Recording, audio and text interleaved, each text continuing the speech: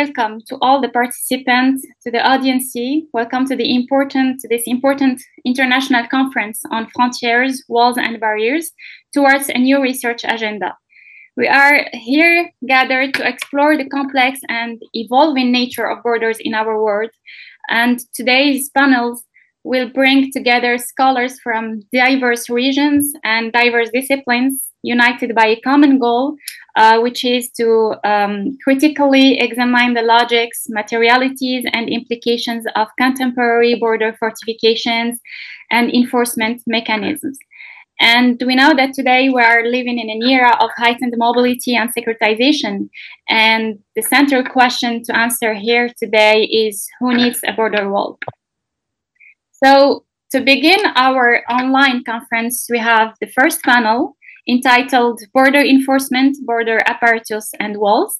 This panel will examine the multifaceted aspects of border control, the mechanisms employed, and the significance of walls in various contexts.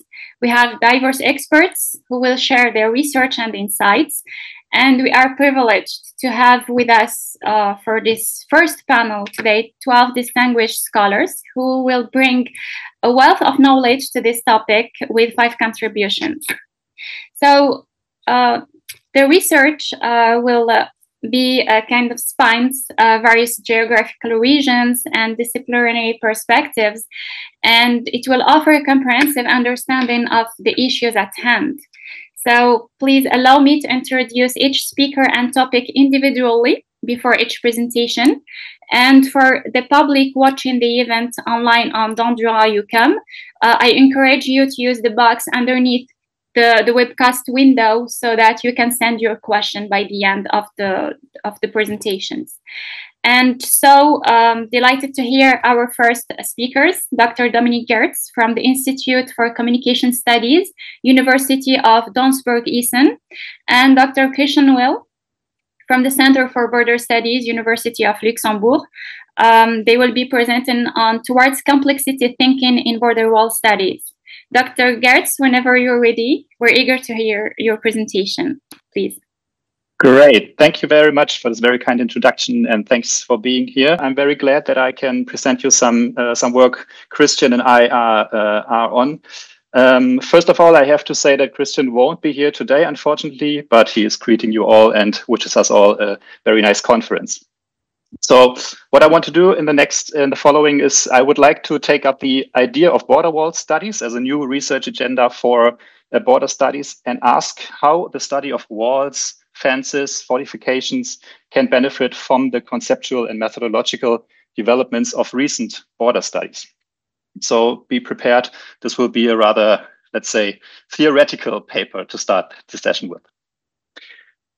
The argument that we want to develop is that border studies is currently experiencing what has been described as something like a complexity shift, and that a complexity-oriented perspective can lay important foundations for border wall studies.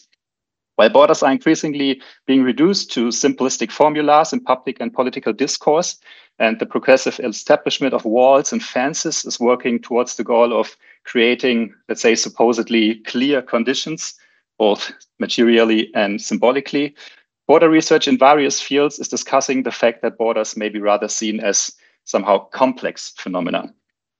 The emerging discourse on complexity is linked to the diagnosis of a border renaissance, subsuming the increased implementation of isolationist policies, the expansion of material border fortifications, and the progressive digitalization of border regimes. With the aim of responding to this, border studies has increasingly developed concepts and approaches that strive for a somehow differentiated understanding of borders. And the aim is to counter simplistic ideas about borders and adopt a broader perspective based on the processual nature of borders. Complexity emerges, or the complexity thinking emerges in research on border regions, at the interface of migration and border security, and the analysis of the relationship between border and ecology, and the exploration of individual border dimensions, such as border temporalities or the digitalization of the border. However, complexity often functions merely as a let's say, conceptual cipher and serves to be described the constellations or contexts that constitute a border or are related to it. Often something that appears opaque in any way is declared complex. In the words of Edgar Morin, complexity usually means confusion and uncertainty. The expression, it is complex, in fact, expresses the difficulty of giving a definition or an explanation. But only a few approaches are explicitly based on complexity theory and develop a well-founded understanding of border complexities. The turn towards these more or less theoretically founded border complexities can be explained by conceptual and methodological developments that emerged from the bordering turn that took place around the turn of the millennium. This reorientation, which you all know has replaced positivistic and essentialist ideas of border research, is based on the assumptions that borders are to be understood in the process of becoming and are continuously reproduced, that they emerge from an ordering performance and thereby create orders themselves, and that these are politically and culturally effective. 4 understandings can be identified that are typically found in current border research when talking about complexity. Firstly, the assessment of the complexity of borders occurs when a specific conglomeration of borders and orders can be described on different levels. The complexity of the border is justified here by its multiscalarity and multidimensionality, and the relations that extend across different scales, levels, and border dimensions. Complexity here is related to a diagnosis of what we would call border multiples. Secondly, a diffusion of the border into different elements can be observed. This perspective of border diffusions is guided by the fact that the border is not only a physical line, but also operates, for example, by means of identification documents, databases, linguistic categorizations, jurisdictions, and so forth. Thirdly, complexity is located within the border by viewing it as a multidimensional structure. Various elements of the bordering process form a context that can be understood as a border regime, and that is the product of a shift in perspective towards the assembly of border composites. Finally, complexity is located when border conflicts occur.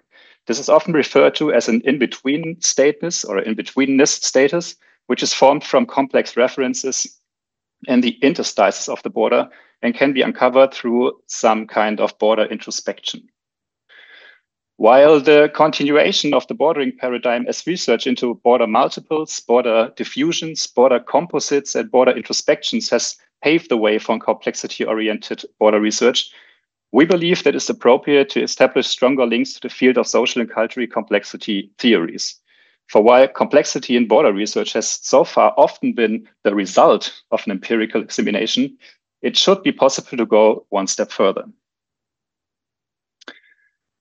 To paraphrase Jussi Lane, we would suggest the complexity of borders cannot be the end of border studies, but should instead be considered as a starting point, as a challenge that needs to be systematically tackled. And in the short time available, we cannot go into the details here. In summary, recourses to key concepts of complexity theory, on the one hand, make it possible to think of bordering processes as complex formations whose interplay consists of process elements such as activities, discourses, bodies, artifacts, infrastructures, and so forth, which are distributed or move in space and refer to different times. Complexity theories, which assume nonlinear and contingent ordering at the level of system components as constitutive for complex systems, point to an internal order of bordering processes. Understanding the internal order of bordering processes as complex then means asking how the elements involved relate to each other interrelationally, dynamically, nonlinearly, and unpredictably. On the other hand, we must ask about the performative moment of order, which expresses itself in the emergence of higher-level properties and refers to a complex gestalt of the border. The elements of the bordering process interact with each other in an interrelational manner, so that their interplay performatively unfolds a borderness as described by Sarah Green. The gestalt of the border stands for more than the sum of its components. It is then derived neither functionally nor intentionally from the process elements, but unfolds performatively in the interplay of the process elements. The gestalt of the border is neither a priori determined nor permanently fixed, but is continuously realized through a complex ordering process and take on different forms. Applied to the subject area of an emerging border wall studies, it can be said that the complexity-oriented consideration of bordering processes is reflected in the question of how the order of the border provides it with a gestalt as a border wall, and how this in turn affects the order of the border. According to Cilliers, complexity is not simply a function of plentitude, but of interchange and relationships. The relationships emphasized in the quote stand for the nonlinear interplay of the process elements, which functions according to an unpredictable logic and gives the border wall its very unique borderness. This performative process forms the link between the order of the parts of the border and the gestalt of the border wall as a whole, which is to be treated as a placeholder from a conceptual point of view. According to complexity theories, this process can only be determined by taking into account the specific conditions in a specific context at a specific time, and thus only empirically. The complex order of the border must therefore be explored in every specific case. And to do so, border wall studies can draw on research principles that are committed to a complexity-oriented perspective, as we have just outlined. First of all, the aim should be to de-reify border walls. That means not to start with their supposedly simple form, but to reveal the order of the border on which they are based. Looking into the border exposes the dynamic order of the border with its elements, interrationalities, and emergences. Thus, the aim is to identify the relevancies of the work on the order of the border, according to which human actors, forms of knowledge, activities, bodies, infrastructures, and artifacts are connected in a non-intentional and a non-linear way. These relevancies are to be determined by the gestalt of the border wall. They are derived from the role they play in the emergence of borderness as a higher level characteristic of the complex bordering process. Since borders as complex structures cannot simply be localized, but are highly messy, as Rumford shows, the distributed context of the wall work must be developed acentrically.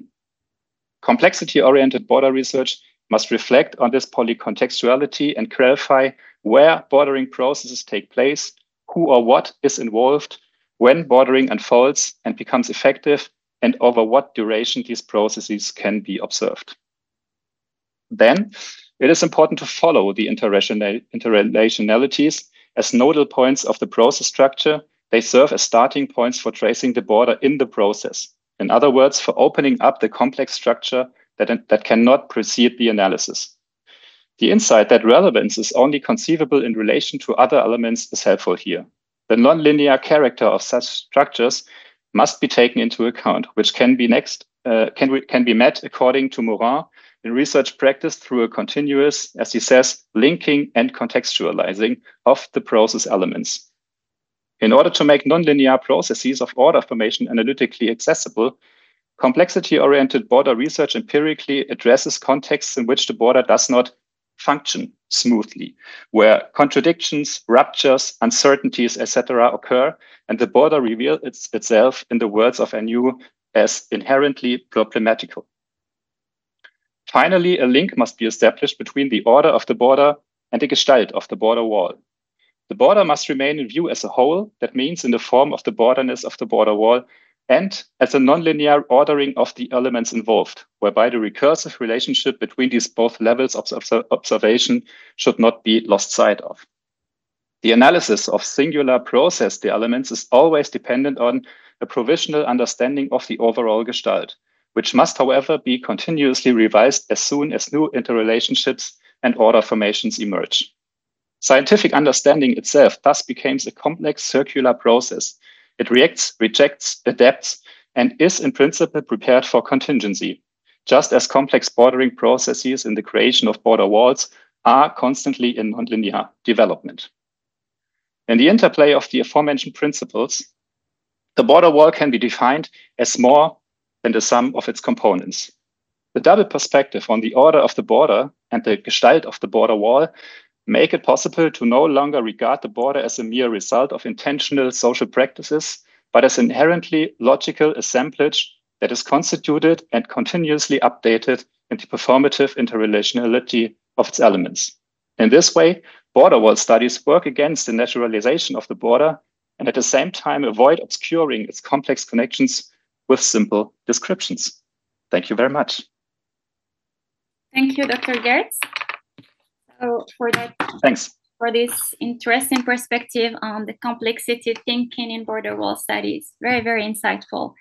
And to continue our discussion, we will welcome our second panelist or speaker, Professor Abdelali from the University Mohamed bin Abdellah Fes.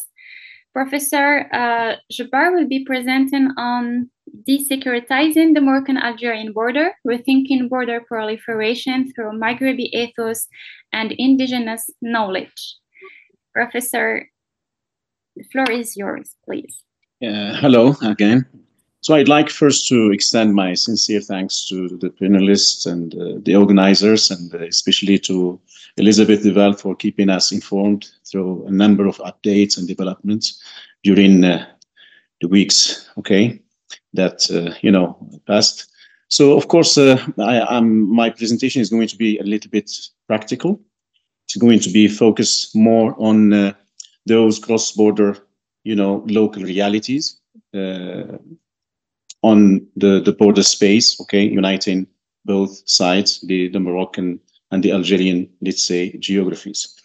So I will be focusing on measures that would, lead to a kind of desecuritization. So it doesn't mean that I'm being in a process of underestimating those security measures, and taken by both, countries. But at the same time, I'm just caring for those cross-border communities who are under the trauma of, rupture of family ties and, a number of, let's say, forms of suffering under, let's say, those political decisions which are more prioritizing, let's say, geopolitical, let's say, purposes.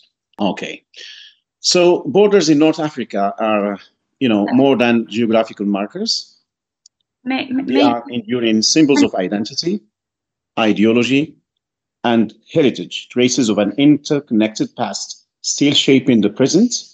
Among them, the Moroccan-Algerian border stands as a particularly charged space, defined by a complex history of conflicts and shared struggles. It illustrates how a boundary, a border, or what they locally call, from both sides, the Algerian and the Moroccan, hadada, can destabilize social order, undermining relationships that have historically connected generations across the region. So in Standard Arabic, boundaries and borders mean hudud. So the plural of had, that means punishment for crimes and offenses. And also limit, separating two things so that one does not mix with the other, or so that one does not transgress against the other. This silent yet potent line embodies not only the echoes of a common past, but also the tensions that have reshaped familial ties, community identities, and cross-border connections over time. Since its closure in 1994, the Moroccan-Algerian border has become emblematic of political rifts and economic divisions. Accordingly, this research asks the following questions.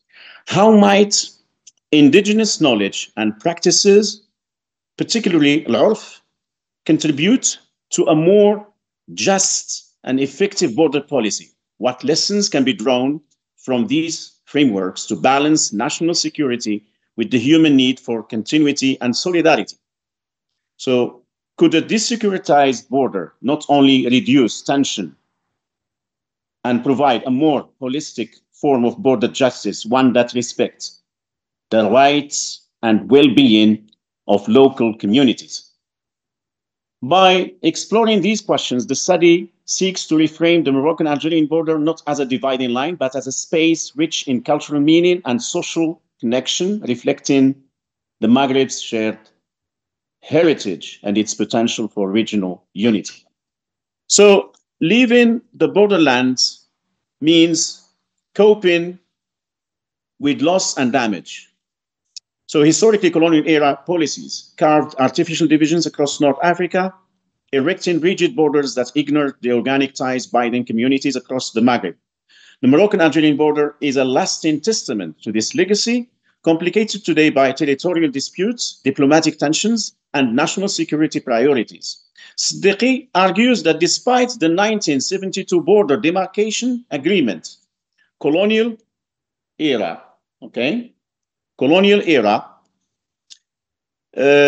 disputes remain unresolved due to the Western Sahara conflict and Algeria's enduring support for the Polisario. So these tensions, he explains, continue to obstruct regional reconciliation and reinforce geographical competition. So one of the most painful consequences of this unresolved tension was the 1975 mass expulsion of thousands of Moroccans from Algeria, an act Al-Harti observes was widely condemned as illegal under Algerian domestic law and contrary to international human rights standards. Though international legal avenues technically exist, including jurisdictional options at the interstate level, Davis notes that they remain largely hypothetical given Algeria's reluctance to cooperate without substantial shifts in regional politics, particularly regarding the Western Sahara. So in the years since, Morocco has repeatedly appealed to reopen the land border, citing economic and social imperatives. However, Sidi contends that these appeals have been consistently rejected, reflecting entrenched divergence in national priorities and a hardened securitization mindset. So he further notes that the persistence of smuggling networks and corruption around the fortified borders illustrates the limits of enforcement and underscores the need for bilateral cooperation.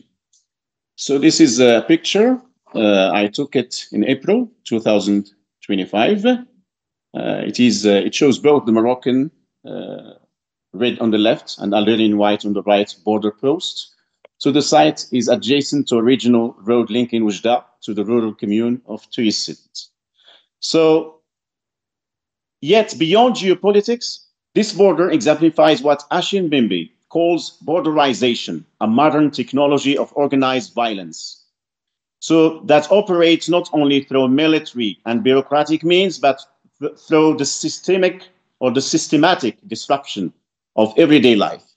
In the name of modernization, development, and security, borders become instruments of exclusion and control, serving the connective tissues of shared language, memory, and severing the connective tissues of shared language, memory, and economic interdependence. Such violence is not merely physical or structural. It penetrates the intimate texture of local life, shaping how communities perceive themselves and narrate their existence. It is here that Clifford Geertz's 1973 notion of ethos becomes relevant. So the moral and aesthetic tone of a community's life is deeply connected to its worldview. I use the term ethos in this respect to refer to the collective spirit that characterizes the identity of these cross-border communities as essence reflected in the stories they recount, often with unguarded emotion when asked to speak out the trauma wrought by borderization. So I have a narrative. Yahya, a retired physics teacher, described the Moroccan-Algerian border closure as a source of profound emotional and familial rupture. It led to a complete break in communication with family on the other side, he said, recalling the heartbreak of not being able to stand by loved ones during illness or death. Yahya finds meaning in the persistence of shared religious and cultural practices between the two peoples, affirming that cultural and social bonds are stronger than geographic and political barriers. For him, Al-Urf, the indigenous knowledge and tradition, uphold a collective identity that resists erosion by divisive border policies. So he believes the current management of the border reflects political maneuvering rather than a genuine concern for security. Yahya imagines an alternative, a system that respects both security and familial unity by offering special permits for family visits, If the borders were to reopen, he says, the first thing I would do is to visit the relatives and friends who have been separated for decades. So the narrative of Yahya is a bit long. So it was an unstructured interview, and it was really overwhelming. So it is through this lens that we must understand the profound human cost of maintaining hardened frontiers in a region once defined by its openness and fluid exchange. For communities living along the Moroccan-Algerian border, many of whom share dialects, tribal affiliations, and we have people from regions like Maghnia and, Taghazout and those, spots that are near the Moroccan border. People there, they come to Morocco to visit some, shrines. Like, for example, there is a shrine of Miliani shrines in Wulad Isa, the region in Qaryat Mohamed. It is a region in the north of the city of Fes. So the people from Algeria used to come to this place to visit the shrine of that. It's not a Morabot, but it's a saint, okay, called Moulay Miliani. So what once flowed naturally, like seasonal labor, pastoral movements, market trade, communal celebrations, and so on, etc., is now obstructed by checkpoints and visa regimes. So this borderization has transformed proximity into distance, etc. So I move to another narrative, which is a bit, it's really painful. Another life in scandalous limbo. I call it a helpless victim of bureaucratic neglect. So Musa's mother, she passed away 3 months ago and had been diagnosed with Alzheimer shortly before her death. In her final days, Musa says she no longer recognized the children who lived with her in Oujda, those who cared for her day and night. Yet, in a tender betrayal of memory, she never stopped asking about her daughter Fatima in Algeria, the only one she could still recall. She kept repeating her name, asking when she would come. Musa recounts the border closure had made it impossible for that daughter to visit, denying the mother a final reunion and the family a moment of closure.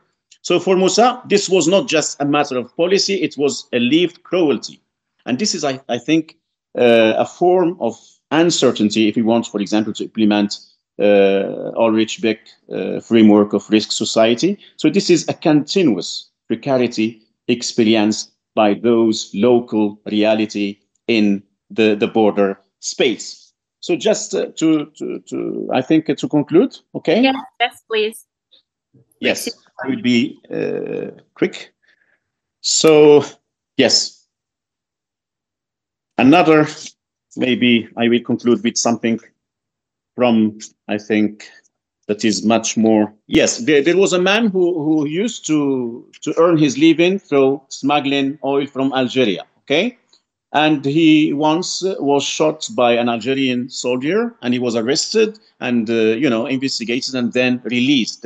And he still have both that physical and psychological scar of being, let's say, deprived of something that he conceived of as his, let's say, right, the right to move.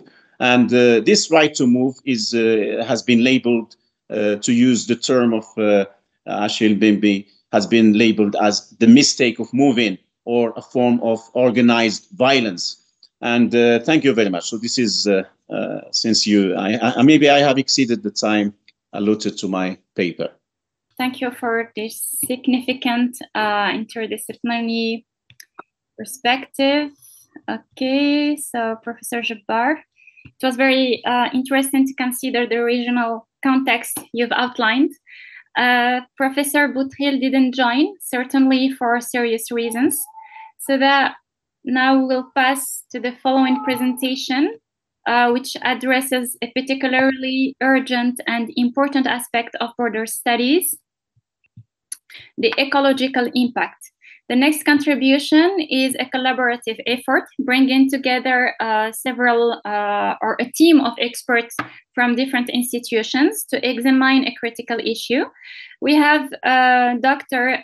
Katarzyna NOWAK, who will discuss this research on the ecological effect of Poland's border militarization in Białowieża forest. I would like to invite the professor to present, please. Thank you so much for that introduction. I'm happy to join. I am an ecologist based in Northeast Poland, and I'm always hopeful that natural and social scientists can collaborate on the topics of borders and barriers. So I'm going to tell you about the border wall which Poland built in 2022. That wall, if you look closely, has changed over time since 2022. There have been a secondary barrier put in, which is made up of a forest net on the forest side and a razor wire, and some dragon teeth, as we call it, rows of dragon teeth, and additional razor wire has been added. So this is just to show you that these fortifications are ongoing and continuous. And so how has this barrier affected species and the forest in Białowieża? I will just start off with the fact that ecological connectivity is a paradigm in conservation science.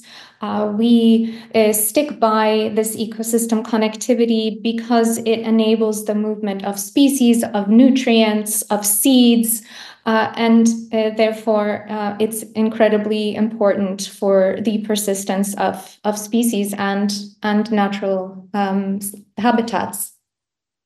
There was a time between 1985 to 2007 when transboundary protected areas increased around the world. This was especially the case in Europe, but over the past decade or so, tens of thousands of border security fencing have been constructed in Eurasia. And this includes the case study I will tell you about today on the Polish-Belarusian border. And this fencing goes against that transboundary paradigm in conservation. And as such, there are a growing number of publications on the topic of how these barriers affect wildlife, from Marco Polo sheep in the Pamir Plateau to large mammals in southwestern China, large mammals on the US-Mexico border, countries in Europe, as well as some international reviews of border fences and wildlife. And typically, these impacts are border or barrier effects. In other words, large mammals are unable to navigate or permeate these fences, such as this gaur in China and this mountain lion at the US-Mexico border. And scientists have spoken out about how border walls threaten biodiversity and conservation, not only in the US and Mexico case, but also in the case here, where scientists urge the European Commission to rethink the construction of a border wall on the Polish-Belarusian border. However, the wall, just like in US-Mexico, was fast-tracked in our country, which required the waiver of many dozens of environmental regulations at the international, regional, and national level. And this motivated us to pursue this study, this lack of environmental and social impact assessments. And so the Polish-Belarusian border shares a number of important natural areas. On the Europe side, on the European Union side, these sites are called Natura 2000. It is a legal framework within which EU member states have a legal obligation to protect these sites. And Białowieża Forest is one of them. And it runs along the border for 53 kilometers. Now, Białowieża Forest is not only a Natura 2000 site, it's also a transboundary UNESCO World Heritage Site. It's about 4 times the size of the city of Montreal. It's exceptional ancient lowland forest that has retained ecological features and processes for more than 12,000 years. And here in the upper right photo, you see a European bison. Now, what did we do? We used a variety of methods. We surveyed roads before we were able to access the border directly. We surveyed the local communities' visitation patterns to the forest after the state of emergency and militarization began. And for the last year and a half, we've done an extended study along the border itself. And this is just an aside to say that we are sharing our data and various reports on the website Zenodo, which is a European data repository that is open to all. So during the road surveys, which focused on one road that runs alongside Białowieża National Park and was used to access the border for construction, we monitored vehicle traffic, which exceeded 130 vehicles per day during the construction period, during which sand trucks, such as this one, as well as cement trucks, used this road, large machinery as well. We recorded the damages to roadside trees, animal mortality associated with the vehicle traffic, as well as hazardous materials. And what we found was a clear relationship between when the traffic peaked and these kinds of roadside damages. The relationship was not so clear with these kinds of wildlife mortalities along the road because even low traffic led to high roadkill, particularly of reptile species and amphibians, but also birds and small mammals. When I say hazardous materials, that included cement spills and fragments of razor wire from the razor wire used in the construction. And if you wish to know more, this paper is also online, and the main message is that the footprint of the construction of this wall extended well beyond the border to all these forest roads in Białowieża Forest. Because of the poor road conditions, also based on the camera trap data, we recorded very few pedestrians and bicycles compared to the post-construction period. This also motivated us to survey people's forest use patterns. This is a short communication we published on that topic. And when we asked people, why have you stopped? What is maybe discouraging you from visiting the forest? Not only was the condition of forest roads something that was discouraging, but also the presence of military and border guard and other uniformed services, that the presence of that heavy machinery, as well as new rules or prohibitions associated with the militarization. And even if people, if the respondents to our questionnaire thought that border crossings by people need to be controlled, there was still general agreement that the costs, environmental as well as social, of the barrier construction have been unacceptably high. And here, what Professor JEBBAR commented on the fragmentation of communities. I don't have a slide for this, but we did ask people if they feel a separation from neighboring Belarus, and over half of respondents responded that yes, they do feel a separation. So the current study included 10 sites along the border in Białowieża, as well as some road sites for comparison with the border.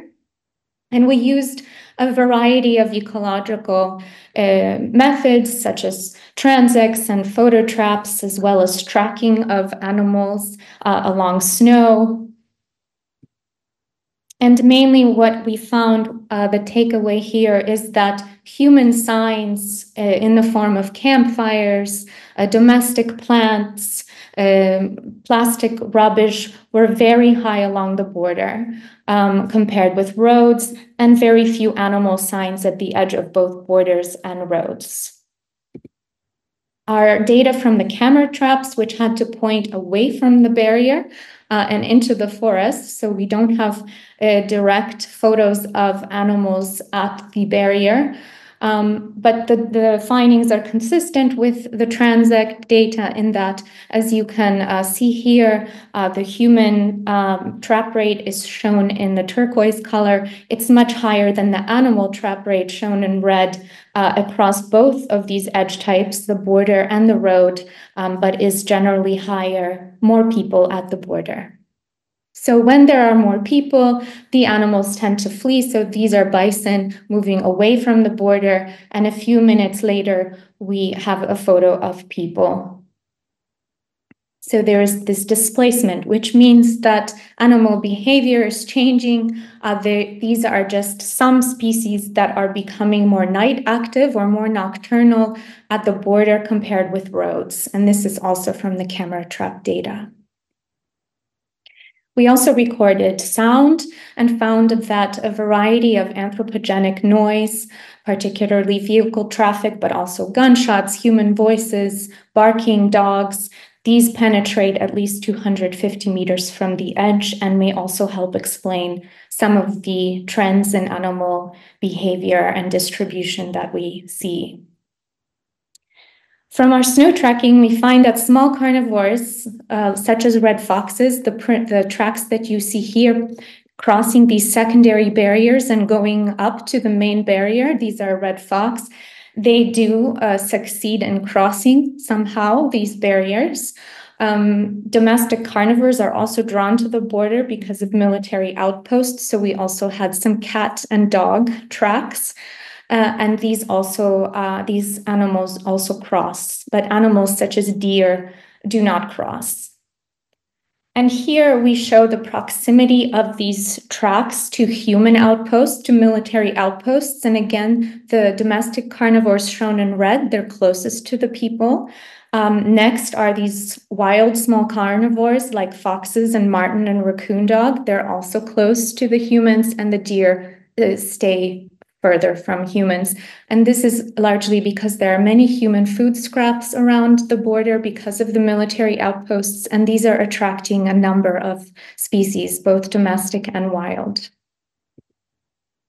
And because deer are unable to get into this barrier area, some non-forest plants are doing really well, including some species that are not native to Poland, such as these North American species. They are thriving in between the barriers where deer cannot browse. So this is also changing the nature of the center of Białowieża forest. We also find some domestic plants, such as tomatoes, which are associated again with human activity along the border. So in summary, we have documented some anticipated effects, such as blockage to animal movement, as well as tree cutting, and then some less anticipated, such as the attraction of these small carnivore species to military outposts. There has been next to no mitigation, so the gates that are in this barrier intended to allow wildlife such as bison to move remain closed. And there's this perpetuating cycle of added fortification. We also used a suite of methods to document some of these effects, but we lack baseline data. So one piece of advice is to collect data while you can. We also exchange knowledge and information with ecologists working in other border regions, such as the US-Mexico border, to compare and contrast some of these effects. And this has led to an essay about how national security interests threaten conservation efforts, including also some colleagues from India.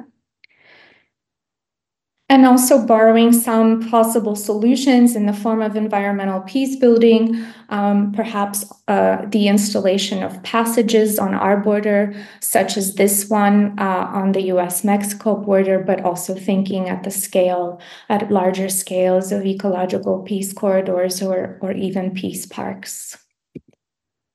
And I'll just end now to say that our situation is rather unusual in that Belarus has a Soviet-era fence, and there are now animals Because of Poland's barrier, animals stuck in between the two countries' barriers, including bison, and this is a relatively small area that cannot support these animals for very long. So hopefully the trapped animals will be released.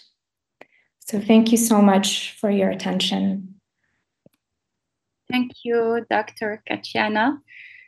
Thank you. This was a very important interdisciplinary perspective on the environmental consequences of border policies, and which is really alarming, and more attention shall be put on this environmental impact.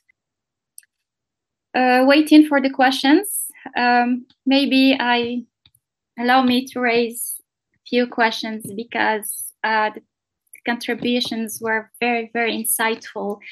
And if I may ask Professor Dr. Dominik about the research.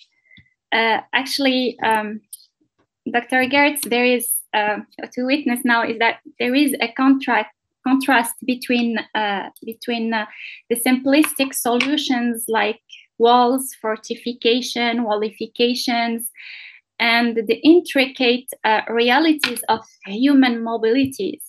And given that border walls are often presented as simple solutions to complex problems, what are some of the key complexities that you believe are the most often overlooked in current debates?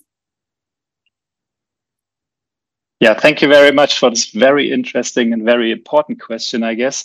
Well, and I think, yeah, part of the problem is it's a very broad question, actually. You can take it from different perspectives, obviously.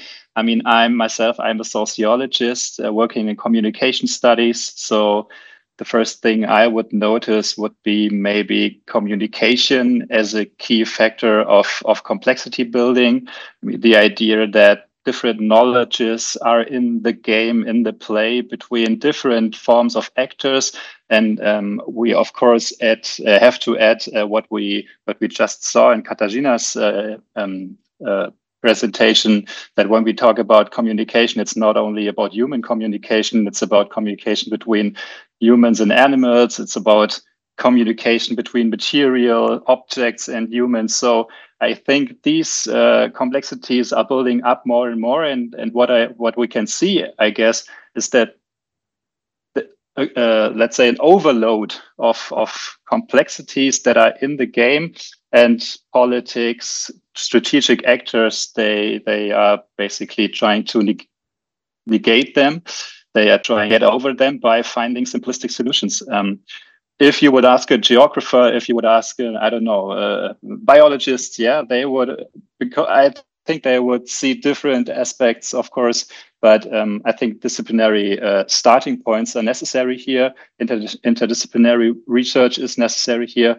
I think we all have to, for ourselves, from the researcher's perspectives, we, in the first step, have to get aware of these complexities. I mean, we are trapped in our disciplinary views and our common understandings of social phenomena.